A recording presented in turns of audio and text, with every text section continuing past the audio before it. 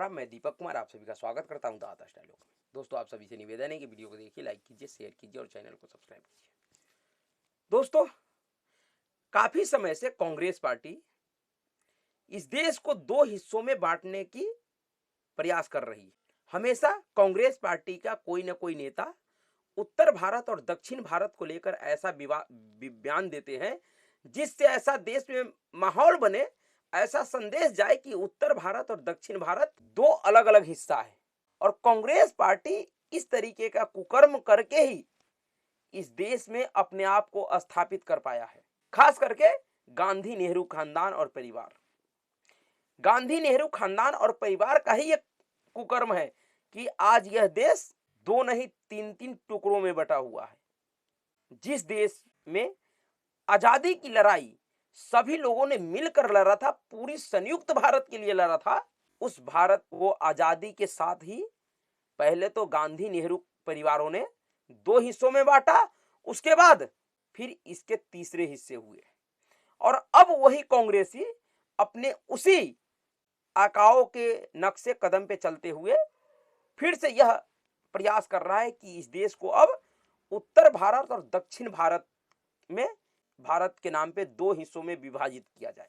चाहे भारत जोड़ो यात्रा हो, चाहे कांग्रेस पार्टी का कोई भी ऐसा कार्यक्रम हो जिस कार्यक्रम के माध्यम से या कोई किसी बड़े जनसभा के माध्यम से कांग्रेस पार्टी या उनके द्वारा पाले गए जितने दलाल हैं वह सब के सब यह संदेश देते रहते हैं समय समय पे कि उत्तर भारत और दक्षिण भारत के लोग अलग अलग सोचते हैं, इन दोनों का आपस में कोई भी संबंध नहीं है। तो राहुल गांधी जब अमेठी से चुनाव हार गए और केरल के वायनाड से चुनाव जीते तो उसने कहा था कि दक्षिण भारत के लोग उत्तर भारत के लोग से अधिक समझदार हैं। यानी कि एक तरीके से उसने उस अमेठी के लोगों को, जिसने इस नेहरू गांधी के कई खानदानों को, इनके बाप दादाओं को, इनके दादी को, सभी को चुनाव जिताते हुए आया, सबको अपना नेता माना, सबको अपने वोटों से इस देश के लोकसभा में बैठाया, इस देश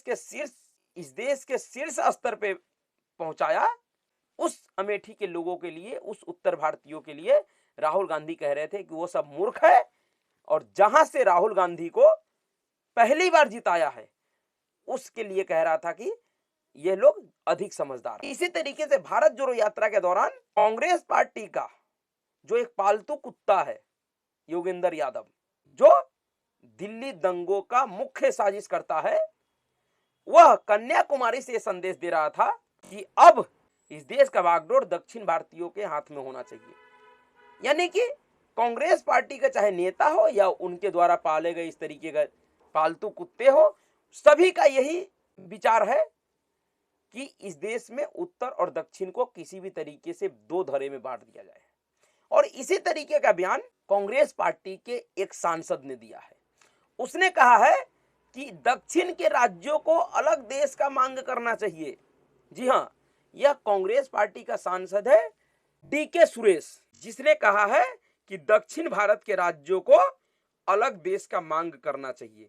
और किस लिए कहा है? इसका आरोप है कि जो ये अंतरिम बजट पेश हुआ है, इस बजट में दक्षिण भारतीय लोगों के लिए कुछ भी नहीं है, दक्षिण भारत के राज्यों के लिए कुछ भी नहीं है।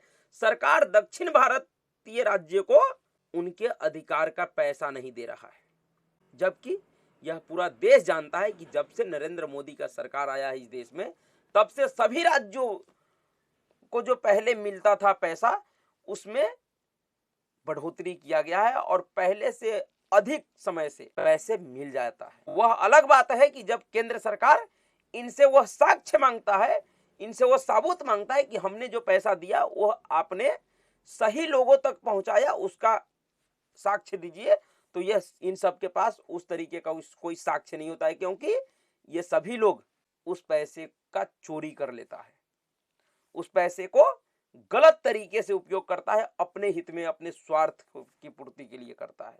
क्या कहा है डीके सुरेश ने, उनके बात को समझिए। बेंगलुरु ग्रामीण से लोकसभा सांसद और कांग्रेस के नेता डीके सुरेश ने गुरुवार को नया विवाद खड़ा कर दिया।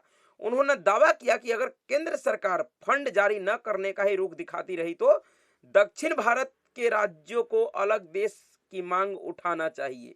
या हम मांग उठाएंगे। जी हाँ, यानी कि अगर सरकार, केंद्र सरकार आपसे हिसाब किताब मांगे अपने पैसों का, तो आप हिसाब किताब देने से मना कर दो। उसके बाद जितनी आपकी आमदनी है, जितना आपके राज्य का आमदनी है, उससे कहीं कई गुना अधिक का आप अपने राज्यों की जनता के सामने चुनाव जीतने के लिए वादे कर दो। और जब उन वादों को पूरा ना कर पाओ तो इस तरीके का भड़काऊ भाषण दो, इस तरीके से लोगों को भड़काओ कि आप अलग देश का मांग कीजिए। जिस तरीके से दक्षिण का राज्यों में हालात हैं, खास करके उत्तर भारतीयों के प्रति, हिंदी भाषियों के प्रति, वह पहले से ही जहरीला है। और इस सब का कारण कहीं ना कहीं कांग्रेस पार्टी रही है। तो इस देश में भाषा के नाम पे, क्षेत्र के नाम पे जो विवाद पैदा हुआ है, उस सब का जन्मदाता कांग्रेस ही रही है। और अब भी जो इस तरीके का कुकर्म करने का काम कर रहा है, वो कांग्रेस ही कर रही है। इस बीच में खबर ऐसा भी है कि इस बार के लोकसभा चुनाव में सोनिया गांधी और राहुल गांधी दोनों ही दक्षिण भारत से ही चुनाव लड़ने जा रहे हैं। यानी कि उन दोनों लोगों को समझ में आ गया है कि अब उत्तर भारत में वो चुनाव नहीं जीतने वाले हैं, क्योंकि जिस तरीके से उन्होंने उत्तर भारत के लोगों को मूर्ख बनाया है पिछले 5-6 दशकों से, जिन उत्तर भारतीयों ने उनके और उनके पूरे खानदान को हमेशा जिताता रहा, हमेशा लोकसभा में भेजता रहा, राज्यसभा में भेजता रहा, उन उत्तर भारतीयों के साथ उन्होंने क्या किया, किस तरीके का कुकर्म किया, जब इसकी सच्चाई उत्तर भारतीयों को लगा और उत्तर भारतीय लोग इनको इनकी औकात दिखाने लगा है, तो अब इनको ऐसा लग रहा है उत्तर भारत में इनका सरवाइव कर पाना मुश्किल है। इसलिए अब ये सब दक्षिण की तरफ भाग रहे हैं। और उसी बीच में कांग्रेस पार्टी का यह सांसद जब ये कहता है कि दक्षिण भारतीय राज्यों को अलग देश का मांग करना चाहिए, तो फिर समझ में आता है कि किस लिए कांग्रेस पार्टी और उनके नेता दक्षिण भारतीय लोगों को अधिक समझदार और उत्तर भारत के लोगों को मूर्ख समझ बताता है।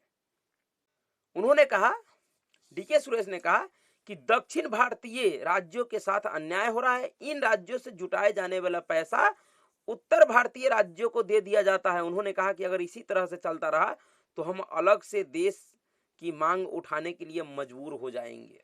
यानी कि दक्षिण भारत के राज्यों का पैसा उत्तर भारतीय राज्यों को दे दिया जाए। इसमें कितनी सच्चाई है, इसका डेटा भी इनको बताना चाहिए था।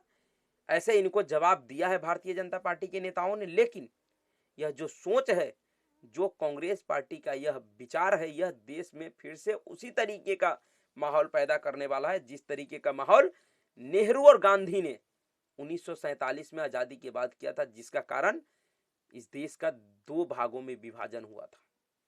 और जिस तरीके से दक्षिण के राज्यों में कांग्रेस पार्टी का जनाधार बढ़ रहा है, जिस तरीके से दक्षिण के राज्यों में उत्तर भारतीयों के खिलाफ नफरत बढ़ रहा है, उसको देखते हुए यह एक गंभीर परिस्थिति है कि ऐसे ऐसे लोग जो इस देश के सभी लोगों के लिए नियम, कायदे, कानून बनाते हो, जब वो कहते हैं कि दक्षिण भारतीय राज्यों को अलग देश की मांग करना चाहिए, तो समझ में आता है कि इन लोगों का क्या रणनीति है, ये लोग किस तरीके से काम कर रहे हैं, ये लोग क्या चाहते हैं देश में, किस तरीके से सब के सब देश को तोड़ने पे उतर गए हैं। ऐसे इनके जो भाई हैं, जो कि इस समय वर्तमान में कर्नाटक के उप मुख्यमंत्री है डीके शिव कुमार, उन्होंने कहा है कि डीके सुरेश ने जो कहा है वो सिर्फ दक्षिण भारतीय राज्यों का समस्या बता रहा था, नहीं, समस्या नहीं बता रहा था। कहीं ना कहीं कांग्रेस पार्टी इस रणनीति पे काम कर रही है, क्योंकि अब कांग्रेस पार्टी और उनके नेताओं को स्पष्ट समझ में आ गया है कि उत्तर भारत के लोग अब उनको किसी भी तरीके से भाव नहीं देने जा रहा है। उत्तर भारत के किसी भी सीट से कांग्रेस पार्टी, खास करके गांधी नेहरू खानदान के किसी परिजनों का जीतना असंभव हो गया।